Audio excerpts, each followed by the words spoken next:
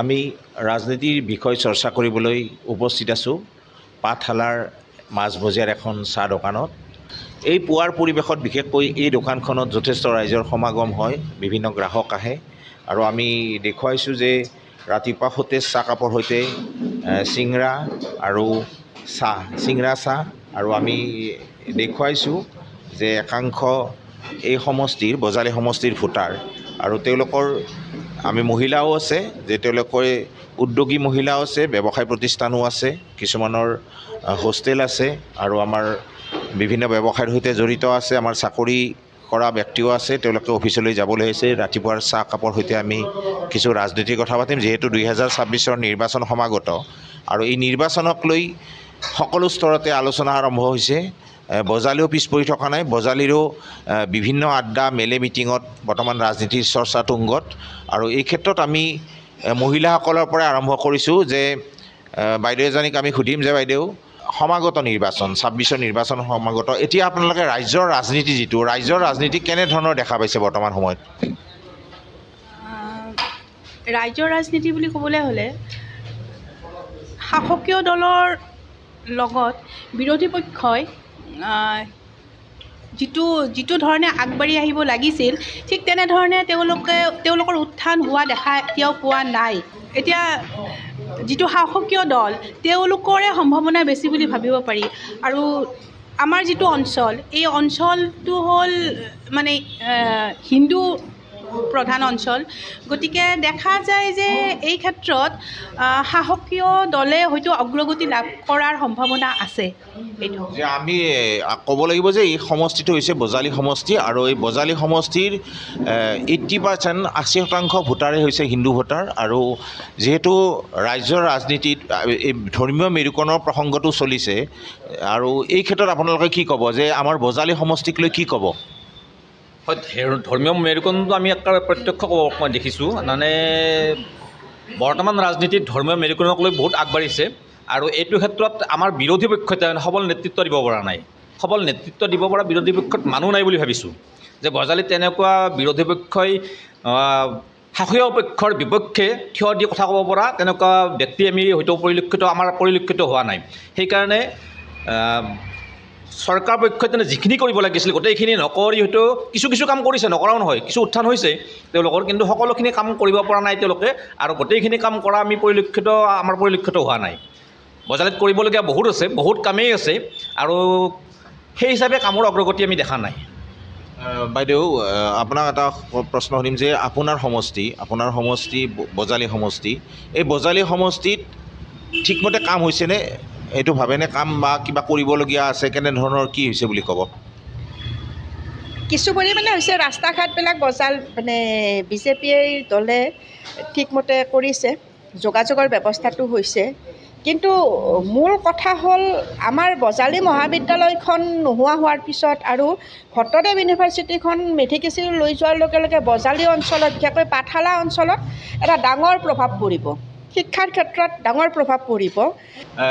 আমি এটা গুৰুত্বপূৰ্ণ কথা সুধিম, যিহেতু এই বজালী সমষ্টি পূৰ্বৰ আছিলে পাটাচাৰকুছি সমষ্টি আৰু নৱগঠিত বজালী সমষ্টি হৈছে, যে এই সমষ্টিত কিন্তু এতিয়া আছে আমাৰ কেবিনেট মন্ত্ৰী ৰঞ্জিত কুমাৰ দাস আৰু আপোনালোকে ৰঞ্জিত কুমাৰ দাসৰ যিটো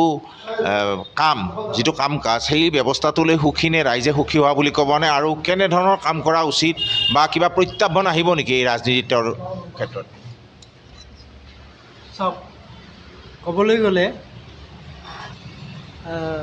আমাৰ শ্ৰীযুত ৰঞ্জিত কুমাৰ দাসদেৱে যিখিনি কাম কৰিছে এইখিনি যথেষ্টই কৰিছে আৰু তেওঁতো অসীম টকা পইচা বা অসীম চেংচন নাপায়, যিখিনি পাইছে তাৰে ভিতৰত যথেষ্ট কাম কৰিছে।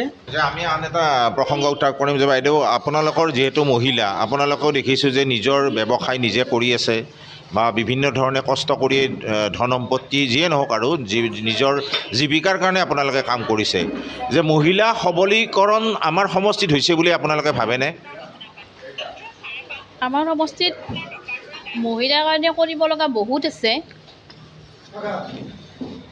আমাৰ ক্ষুদ্ৰ ব্যৱসায়বিলাক মৰহি যোৱাৰ নিচিনা হৈছে, ক্ষুদ্ৰ ব্যৱসায়বিলাক চৰকাৰে অলপ ইয়াৰ ওপৰত গুৰুত্ব দিব লাগে।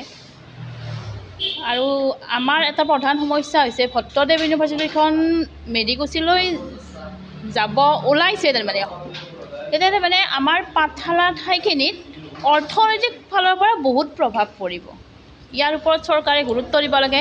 বজালী মহাবিদ্যালয়খন পুনৰ ঘূৰাই দিব লাগে তাৰমানে।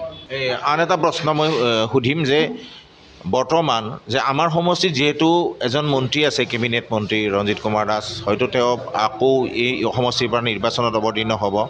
যি বিৰোধী দলৰ যিটো কাম কাজ, এই বিৰোধী দলে প্ৰত্যাহ্বান জনাব পাৰিব নেকি? তেনেধৰণৰ কিবা দেখিছে নেকি আপোনালোকে? বিৰোধী দলে প্ৰত্যাহ্বান জনাব পৰা ব্যক্তি বৰ্তমান আমাৰ পৰিলক্ষিত হোৱা নাই। বাকী বিৰোধী দল ধৰক কংগ্ৰেছ আছে, ৰাইজৰ দল আছে, AJP আছে বা AGPয়ে যিয়ে নহয়, AGP যিহেতু মিত্ৰতাত আবদ্ধ হৈ আছে, ইয়াত মুখ্যতঃ ক'ব লাগিলে আমি কংগ্ৰেছৰ কথা ক'ব লাগিব বা অসম জাতীয় পৰিষদ বা ৰাইজৰ দল বা CPM, তেনেকুৱা দলবিলাকৰ কিবা সক্ৰিয়তা বৃদ্ধি পাইছে নেকি যে এজন শাসক পক্ষৰ বিধায়কক হৰুৱাব পৰা ক্ষমতা বা ভোটত তেওঁৰ সৈতে প্ৰতিদ্বন্দ্বিতা কৰিব পৰা তেনেকুৱা কিবা দেখিছে নেকি আপোনালোকে? তেনেকুৱা কংগ্ৰেছ বহুত ক্ষেত্ৰত আগবাঢ়ি থকা বুলি কয়, কিছু ক্ষেত্ৰত যে শুনি আছোঁ, মানে আমাৰ এনেকৈ আড্ডাবিলাকত ওলাই যে কংগ্ৰেছে বহুত কাম কৰি আছে, কিবা কিবি তেওঁলোকে সংগঠনবিলাক বঢ়াই আছে, কিন্তু বাস্তৱ ক্ষেত্ৰত সেইটো পৰিলক্ষিত নোহোৱা যেনে পাওঁতেন।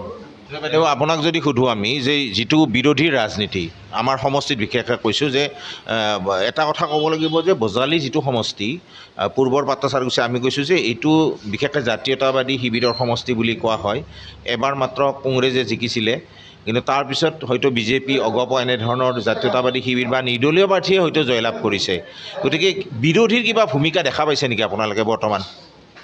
এতিয়ালৈকেতো তেনে বিৰোধীয়ে বিশেষ গা কৰি উঠাবলৈ আমি ক'ব নোৱাৰোঁ। এই বজালী সমষ্টিত এইবাৰ BJPয়ে যাব, কাৰণ BJPয়ে যিখিনি কাম কৰিছে, চকুত লগা কাম কৰিছে, সেইখিনিৰ কাৰণে তাৰ এগেইনষ্টে যাব পৰাকৈ কোনো ধৰণৰ বিৰোধী পাৰ্টিবিলাকৰ বিশেষ ভূমিকা আমি দেখা পোৱা নাই।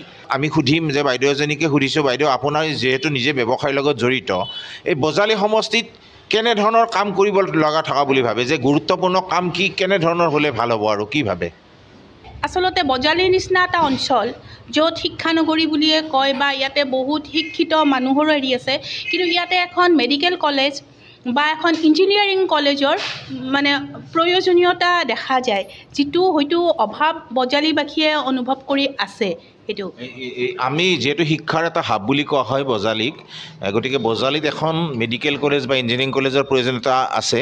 কিন্তু তাৰ উপৰি আমি এটা কথা ক'ব লাগিব যে যিহেতু ভ্ৰাম্যমাণ থিয়েটাৰৰ জন্মস্থানেই হৈছে বজালী পাঠশালা, এই পাঠশালা, গতিকে এই যিটো সাংস্কৃতিক ক্ষেত্ৰ, এই সাংস্কৃতিক ক্ষেত্ৰত কেনেধৰণৰ কাম কৰাটো মানে আপোনালোকে উচিত বুলি ভাবে বা কেনেধৰণৰ কাম হ'ব লাগে বুলি আপোনালোকে ভাবে? যিহেতু আমাৰ চমু চাপি হৈছে, আমি বহুত সময় ল'বও নোৱাৰিম, যিহেতু আমি ৰাজনীতিৰ কথাও চৰ্চা কৰিছোঁ, এই ৰাজনীতিৰ লগত যিহেতু উন্নয়নৰ কথাও জড়িত আছে।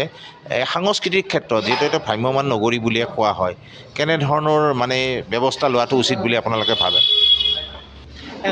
এটা ভাল প্ৰেক্ষাগৃহ, ডাঙৰ প্ৰেক্ষাগৃহ, য'ত আমাৰ মোটামুটি 1000 মানুহৰ ব্যৱস্থা কৰিব পাৰে, দৰ্শক বা আমাৰ শ্ৰোতাৰ, তেনেকুৱা আমি প্ৰেক্ষাগৃহ এটা বিচাৰিছোঁ। যে এয়াই হৈছে আমি কিছু ব্যক্তিৰ সৈতে কথা পাতিছোঁ, যিহেতু এই আটাইকেইজনে হৈছে ভোটাৰ, বজালী সমষ্টিৰ ভোটাৰ, আৰু এই ভোটাৰকেইজনে তেওঁলোকৰ যিহেতু আমাৰ ৰাতিপুৱাৰ চাহ কাপৰ লগতো, ৰাতিপুৱাৰ চাহৰ সতেজ আমেজৰ লগতো ৰাজনীতিৰ কথা জড়িত হৈ আছে, আৰু ৰাজ্যৰ বিভিন্ন চুকে কোণে এতিয়া ৰাজনীতিৰে বতাহ, গৰম বতাহ, 26ৰ নিৰ্বাচন সমাগত, বিভিন্ন ৰাজনৈতিক দলৰ মাজত প্ৰস্তুতি চলিছে। আৰু আমাৰ বজালীবাসীৰ কিছু ভোটাৰ ৰাইজৰ এয়া মন্তব্য আছিলে যে বিশেষকৈ গুৰুত্বপূৰ্ণ কথা যে ইয়াতে বজালী সমষ্টিত বৰ্তমান প্ৰতিনিধিত্ব কৰি আছে মন্ত্ৰী ৰঞ্জিত কুমাৰ দাসে, আৰু এই সকলৰ চৰ্চাত যে কথা এটা স্থান পাইছে যে বিৰোধী যি ধৰণে স্থান লাভ কৰিব লাগিছিলে, বিৰোধীয়ে তেনেধৰণৰ চৰ্চা কৰিব পৰা নাই, বিৰোধীয়ে আগবাঢ়িব পৰা নাই। আৰু বজালী যথেষ্ট সমস্যা আছে, বিশেষকৈ ভট্টদেৱ ইউনিভাৰ্চিটিখন উন্নয়ন হোৱাৰ পিছত বজালী মহাবিদ্যালয়ক উন্নীতকৰণ কৰি ভট্টদেৱ ইউনিভাৰ্চিটি হ'ল, তাৰ ফলত কিন্তু বজালী মহাবিদ্যালয়ৰ গৰিমা নোহোৱা হৈছে। গতিকে এই ক্ষেত্ৰত হয়তো বজালী কলেজখন পুনৰাই ৰাইজে বিচাৰিছে। তাৰোপৰি মেডিকেল কলেজ এখন বা ইঞ্জিনিয়াৰিং কলেজ হওক বা শিক্ষাৰ যিহেতু হাব, আৰু ভ্ৰাম্যমাণ থিয়েটাৰক লৈ যিহেতু এটা চৰ্চা আছিলে, প্ৰথম স্থান ভ্ৰাম্যমাণ থিয়েটাৰৰ পীঠস্থান বুলি কোৱা হয়। ইয়াত কিন্তু সাংস্কৃতিক ক্ষেত্ৰতো বিভিন্ন প্ৰভাৱৰ কথা আছে, গতিকে সাংস্কৃতিক প্ৰকল্প এটাৰো প্ৰয়োজন। তাৰোপৰি উদ্যোগীকৰণ, আৰু যিহেতু ক্ষুদ্ৰ ব্যৱসায়, এইটো এটা গুৰুত্বপূৰ্ণ প্ৰশ্ন যে ক্ষুদ্ৰ ব্যৱসায় বহু পৰিমাণে মাৰ খাইছে, যিহেতু ইয়াত বিভিন্ন মল হৈছে, শ্বপিং মল আহিছে, বিভিন্ন ব্যৱসায় আহিছে, মাল্টিনেশ্যনেল কোম্পানীবিলাক আহিছে, আহিছে তাৰ ফলত ক্ষুদ্ৰ ব্যৱসায়সকলৰ যথেষ্ট লোকচান হৈছে আৰু মহিলা সবলীকৰণৰ দিশটোতো যথেষ্ট গুৰুত্ব প্ৰদান কৰিব লগা আছে আৰু এয়ে হৈছে আমাৰ বজালীৰ কিছু পৰিমাণে ৰাজনীতিৰ ৰাতিপুৱাৰ চৰ্চা।